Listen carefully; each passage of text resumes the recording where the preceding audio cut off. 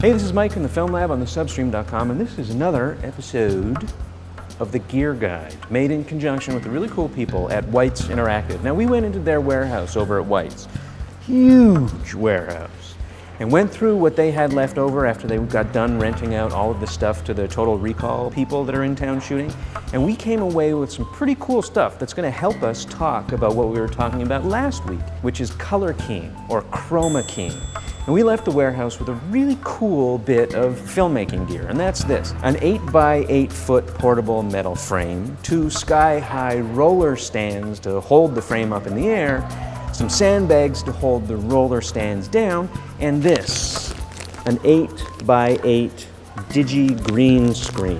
Now there's 2 kinds of green screens that you typically normally use: the chroma green, which is the traditional one, and the Digi-Green, which is this one, this kind of relatively new kind. And the difference is that Digi-Green is a little bit brighter and more reflective.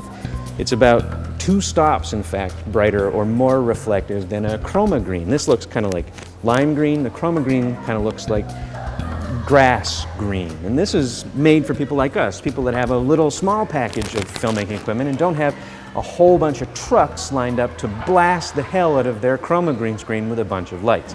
This is cheaper, easier, and all around better for people that are running low to the ground with digital filmmaking equipment like us. So last week we talked about, what the basics of chroma keying is, and today, with the help of my friend Rajo, I'm going to show you how to set up a portable 8x frame with a green screen in it.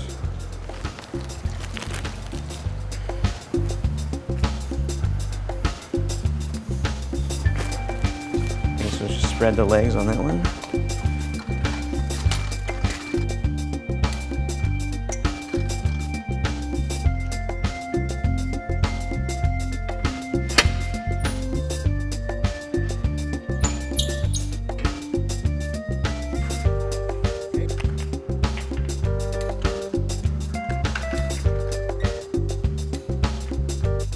It's important, most important probably, to make sure when you're setting this thing up to not let it hit the ground. It needs to stay pristine and green and not have mud and all over it, which is why 4 hands are better than 2.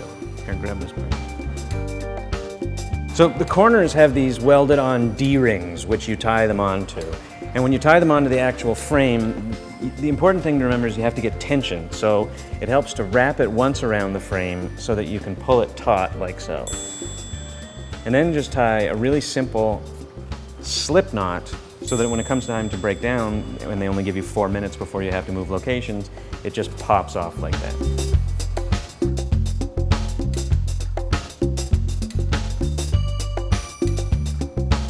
There's a train going by now, so that's that noise. But remember, when you flip this thing down, have the fully green part facing the camera, not the part with the border, because that extra 3 inches of green space might save your ass in post.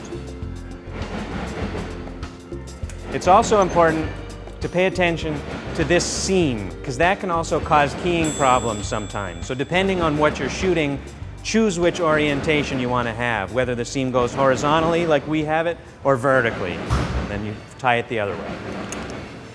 Is that even?